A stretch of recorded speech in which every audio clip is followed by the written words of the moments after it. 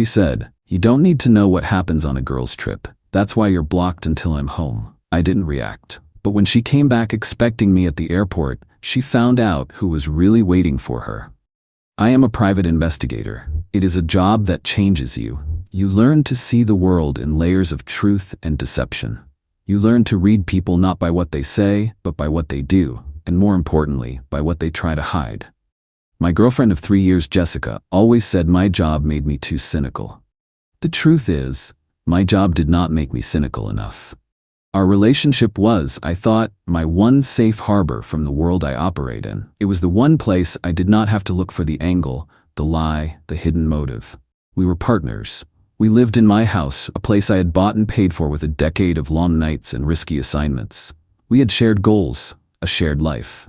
I trusted her. In my line of work, trust is the highest currency, and I had given her all of it. The problem started, as it often does, with a trip. A 5-day girls' trip to Las Vegas with her 3 best friends. There was Lauren, the ringleader, twice divorced and perpetually on the hunt.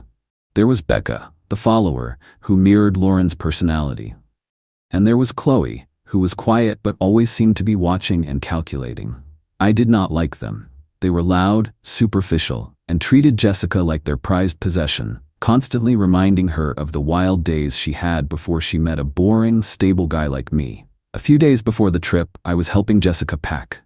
I asked for her flight details and the name of the hotel, just so I would have it in case of an emergency. She turned to me, a strange, hard look in her eyes. "You do not need to know that," she said. I was taken aback. "What do you mean? I just want to know where you are." She crossed her arms, and her voice took on a sharp, condescending tone. "It is a girl's trip, Mark. The whole point is to get away from everything, including you. You do not need to know what happens on a girl's trip. That is why you are blocked until I am home." I just stared at her, blocked. She was not just asking for privacy. She was declaring a 5-day blackout. She was drawing a line between her life and our life. I did not react. I did not yell. I did not argue. In my profession, when someone shows you a wall, you do not try to break it down. You find a way around it. My mind, trained to see every angle, immediately went into professional mode. The boyfriend was gone. The investigator had just clocked in. "Okay," I said, my voice perfectly calm. "I understand. Have a great time." Her confident, defiant expression faltered for a second, replaced by a flicker of confusion. She had expected a fight. She had wanted one. A fight would have made her feel justified. My easy agreement left her with nothing to push against. She left the next morning. I drove her to the airport. She was cheerful, excited, already in vacation mode. As she got out of the car, she leaned in to kiss me. "Do not miss me too much," she said with a wink. "I will call you when I land to let you know I am unblocking you." "I will not," I said. She laughed, thinking I was joking. I watched her walk into the terminal, dragging her suitcase behind her. Then I drove away. I did not go home. I went to my office. The investigation had already begun. She thought she was going into a 5-day blackout. She had no idea I was about to flood her world with light. She was expecting me to be waiting for her at the airport when she got back. She was right, in a way. I would not be there. But she was about to find out who was really waiting for her. Update 1. It has been 1 week since Jessica left for her girls' trip. For her, it has been a week of parties, pictures, and secrets.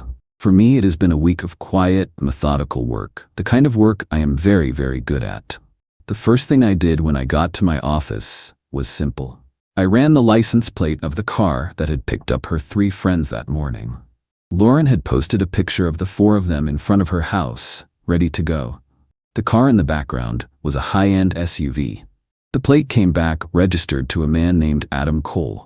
A quick search revealed that Adam Cole was a senior partner at a major investment firm in the city. He was also married, with 2 young children. Interesting. Jessica had told me they were flying on a budget airline. A little digging into flight manifests for Las Vegas that day told a different story. There were no tickets under her name or her friends' names on any commercial flight. But there was a private jet, owned by Adam Cole's firm, that had filed a flight plan from our city to Las Vegas that morning. The passenger list was not public, but I did not need it to be. The picture was already becoming clear. The blocking was a gift. It was not an obstacle. It was a confirmation of deception. She thought it would keep me in the dark. Instead, it gave me the freedom to operate without having to maintain the facade of the trusting boyfriend. Her friends, however, were not as careful. They were arrogant. Becca, the follower, had a public social media profile. She was a fountain of information. Throughout the week, she posted a steady stream of pictures and videos. They were all carefully framed to look like a girls' trip. Pictures of the four of them with cocktails by the pool, a video of them dancing at a nightclub, a selfie in front of a famous casino. But amateurs always make mistakes. In the reflection of Becca's sunglasses in one selfie, I could see the clear outline of a man sitting across from them at a cabana. In the background of a video from the nightclub, I saw Lauren laughing and leaning intimately into a man who was definitely not her ex-husband. The biggest mistake was a photo Chloe posted. It was a group shot of the four of them at a fancy dinner. In the background on the wall was a distinctive piece of art, a large abstract painting. A reverse image search took me less than 5 minutes. The painting was a well-known piece that hung in the private dining room of one of the most exclusive, high-roller suites in the Bellagio, a suite that is not available to the general public. A suite that is reserved for the casino's biggest clients. I made a few calls. I have contacts in Las Vegas, people who owe me favors. A friend who works in casino security confirmed it for me. The suite was registered to Adam Cole. He was there for the week, hosting a group of clients, and his guests included 4 women. My girlfriend, Jessica, was one of them. This was not a girls' trip, it was a paid party. She was not on vacation with her friends. She was an accessory for a wealthy married man and his business associates. The entire trip, the secrecy, the blocking, it was all a cover for a life she was living that I had no part in. The final piece of the puzzle was the most painful. In one of Becca's videos, I saw Jessica in the background. She was laughing, holding a drink, and she was talking to a man. I could not see his face clearly, but there was something familiar about him. I isolated the audio, cleaned it up, and ran it through a voice analysis program. It was a long shot, but I had to know. The program matched the voice pattern to a sample from my own database. The voice belonged to a man named Scott, her ex-fiancé. The man she had told me she despised. The man she said had cheated on her and broken her heart. He was one of Adam Cole's clients. The entire thing was a lie, a complex, layered, and deeply insulting lie.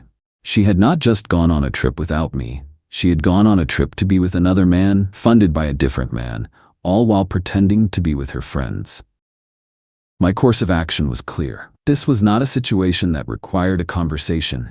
It required a consequence. A public, undeniable, and life-altering consequence. I started with Adam Cole's wife, Catherine. I ran a background check on her. She was a respected pediatrician, a mother, a woman who seemed to have no idea what her husband was doing on his business trips. I did not contact her directly. That was not my place. But I compiled a file, a neat, digital package containing the flight plan of the private jet, the hotel suite registration, and the photos from social media, including the ones showing her husband with Lauren. I sent the file to a reputable divorce attorney in her city, along with an anonymous note. You might want to show this to your client, Catherine Cole. It seems her husband's business trips are more eventful than she knows. Next, I dealt with Scott, the ex-fiancé. He was a real estate developer. He was also, according to public records, in the middle of a messy business dispute with his former partners. I have a friend who is an investigative journalist. I sent him an anonymous tip about a real estate developer who funds his lavish lifestyle and his trips to Las Vegas with other people's money. I included Scott's name and some details about his business dealings that were not hard to find if you knew where to look. Finally, I prepared for Jessica's return. She was due to land on Sunday afternoon. She had texted me from a friend's phone a few days ago, a brief, cheerful message. Having so much fun, can't wait to see you. Pick me up at 3 p.m. on Sunday.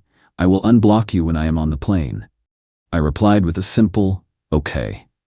She was expecting me. She was expecting a hug, a kiss, and a quiet drive home where she would tell me a series of carefully edited stories about her trip. She had no idea what was actually waiting for her. I found the one person who had more of a right to be at that airport than I did. It took me 2 days of solid work, but I found her. The live-in girlfriend of Scott, the ex-fiancé. Her name is Emily. She is a schoolteacher, and she had no idea her boyfriend was in Las Vegas. He had told her he was at a wellness retreat in Arizona with no cell service. I called her. It was the hardest call I have ever had to make. I told her who I was, and I told her what I had found. I sent her the evidence, the audio file, the pictures, the hotel information. She was silent for a long time. Then she started to cry. But after the tears came the anger, a cold, hard anger that matched my own. I told her about Jessica's flight. I told her what time she was landing, and I made her a proposition. She is expecting me to be there, I said, but I think you are the one she should see first. Emily agreed without hesitation. So the stage is set. The actors are in place. Jessica's flight is scheduled to land in 24 hours. She is expecting a welcome home party. She has no idea she is about to walk into a funeral. Her own. Update 2. The events of the past few days have been more chaotic and more satisfying than I could have possibly scripted. The airport was not just a confrontation, it was a detonation. And I was the one holding the trigger, miles away. I was not at the airport on Sunday. I was at home, monitoring the situation through a live feed from a private security contractor I had hired. He was posing as a limo driver, holding a sign with a different name on it, his phone camera streaming directly to my laptop. Jessica's flight landed on time. I watched as she and her 3 friends walked out of the gate and into the baggage claim area. They were tanned, laughing, and loaded down with shopping bags. Jessica was on her phone, a big smile on her face. She was probably texting me, telling me she was there, expecting me to be waiting at the curb. As they came through the main doors into the arrivals hall, I saw Emily. She was standing there, calm and composed, holding a large, professionally printed poster board. On the board was a crystal-clear, high-resolution photo I had managed to acquire from my casino contact. It was a picture of Jessica and Scott, sitting together at a blackjack table in the High Roller Lounge, his arm draped possessively around her. Jessica saw Emily first. Her smile froze. Her face went pale. She stopped dead in her tracks. Her friends, still chattering away, bumped into her. They followed her gaze to Emily, then to the poster she was holding. The laughter died. Emily did not yell. She did not scream. She just stood there, letting the picture do the talking. The arrivals hall of a major airport is a busy place, but a small bubble of silence and intense drama formed around them. People were stopping, staring, pulling out their phones. Jessica tried to recover. She started to walk away, pretending she did not know Emily. But Emily was prepared. She took a step forward, her voice clear and steady, loud enough for everyone around them to hear. "Scott sends his apologies," Emily said. "He could not be here to welcome you home himself. He is a little busy explaining this picture to me." Jessica's friends looked at her, their faces a mixture of shock and dawning horror. They had been part of the lie, and they were now caught in the blast radius. At that exact moment, a man in a crisp suit stepped forward. He was a process server I had hired. He walked directly up to Jessica. "Jessica Miller?" he asked, his voice professional and loud. She just nodded, completely stunned. "You have been served," he said, handing her a thick legal envelope. Inside that envelope was a formal eviction notice. She had 30 days to remove her belongings from my property. Also inside was a restraining order, preventing her from contacting me or coming within 500 feet of my house or my place of business. The combination of the public humiliation and the legal documents was too much. Jessica just crumpled. She dropped her bags, covered her face with her hands, and started to sob. Her friends did not rush to comfort her. They grabbed their own bags and scattered, disappearing into the crowd like rats from a sinking ship. They wanted no part of the mess they had helped create. My security contractor's camera captured the whole thing. The beautiful, confident woman who had blocked me from her life just 5 days earlier was now sitting on the floor of an airport, surrounded by her expensive shopping bags, completely and utterly alone. The fallout since then has been swift and comprehensive. Adam Cole's wife, Catherine, did not waste any time. The day after I sent her lawyer the file, she filed for divorce. She also, I am told, liquidated a significant portion of their joint assets and put the money into a trust for her children, a move her prenuptial agreement allowed her to do in cases of infidelity. Adam is facing a messy, expensive, and very public divorce. His firm is also reportedly reviewing his position, as the scandal is not a good look for their family-oriented image. Lauren, the ringleader of the trip, has been named in the divorce proceedings. Scott, the ex-fiancé, is also in a world of trouble. The journalist I tipped off ran a story about his shady business dealings. His partners are suing him, and his reputation is in tatters. Emily has left him and is, with my help, preparing her own legal action against him for financial damages. And Jessica. Her life is a smoking crater. She has no boyfriend, no home, and her friends have abandoned her. She had to call her parents to come and get her from the airport. I can only imagine that conversation. She is now living in their spare bedroom, a 30-year-old woman whose entire life has been reset to zero. She has tried to contact me, of course. She has used burner phones, new email accounts, everything. I have not responded. My lawyer has sent her a cease and desist letter, reminding her of the restraining order. Her friends have also tried to reach out, each with their own pathetic attempt at damage control. They have all claimed they had no idea what was really going on, that Jessica had lied to them. I have not responded to them either. They are irrelevant.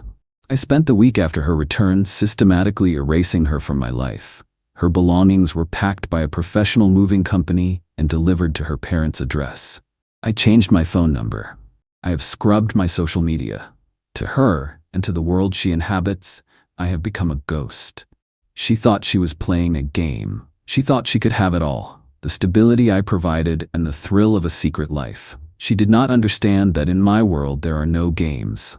There are only facts, evidence, and consequences. She gave me a 5-day blackout. I gave her a lifetime of it. Final update: it has been 6 months since the day of the airport greeting. The dust has not just settled, it has been swept away, leaving behind a clean slate. I am writing this final update not to gloat, but to close the book on this chapter of my life and to detail the final, quiet consequences of a series of very loud mistakes. My life has moved on in a way I did not expect. After the initial satisfaction of the revenge wore off, I was left with a sense of emptiness. I had won, but the victory felt hollow. I had spent so much of my life looking for the deception in others that I had forgotten how to look for the good. The person who helped me change that was Emily, Scott's ex-girlfriend. We stayed in touch after the airport incident. We were two people who had been betrayed by the same lie, and we found a strange sort of comfort in that shared experience. We started having coffee, then dinner. We talked about everything except what had happened. We talked about our jobs, our families, our dreams. I discovered a woman who was kind, funny, and incredibly strong. We are dating now. It is slow, it is careful, and it is built on a foundation of absolute honesty. It is the realest thing in my life. The lives of the people who caused so much chaos, however, have found their own fitting conclusions. Adam Cole's divorce was finalized. It was brutal. Catherine, armed with the evidence I provided, took him for everything she was legally entitled to. He lost his house, a significant portion of his fortune, and his position at the investment firm. His reputation is destroyed. Lauren, who was named in the divorce, has become a social outcast. The wealthy men she used to associate with now see her as a liability. Scott's legal troubles have only deepened. The article about his business practices triggered an official investigation. He is facing multiple lawsuits and the potential for criminal charges. He has lost everything. And Jessica. Her story is the quietest and, in some ways, the saddest. After months of living with her parents, she finally got a new job and moved into a small apartment. She is starting over, but she is doing it alone. Her friends never came back. Her reputation never recovered. I received one final communication from her about 2 months ago. It was a letter, forwarded to me by my lawyer. It was a long, handwritten apology. She did not make excuses. She did not ask for a second chance. She just owned it. She wrote that the public humiliation at the airport was the worst day of her life. But it was also the day she finally saw herself for who she was. A person who valued the attention of others more than the love of one. She wrote that she was in therapy. and that she hoped one day to become someone she could be proud of. She ended the letter by saying that she did not expect forgiveness, but that she was truly sorry for the pain she had caused me. I read the letter, and for the first time I did not feel anger or satisfaction. I just felt a sense of closure. I believe her apology was genuine, but I also believe that some things once broken cannot be put back together. My revenge was not just about exposing a lie. It was about forcing a group of people who lived in a world of illusion to face a moment of undeniable truth. The airport was a stage, and on that stage, they were all forced to take off their masks. What was left was not pretty. I do not think about them anymore. My life is full. I have a partner I trust, a business I am proud of, and a sense of peace I have not felt in years. I still see the world in layers, but now I am better at seeing the good along with the bad. Jessica thought she could block me out for 5 days. She did not realize that in doing so, she was giving me the space to build a new firewall, one that would protect my life from her kind of chaos forever. And behind that wall, everything is quiet, everything is safe, and everything is real.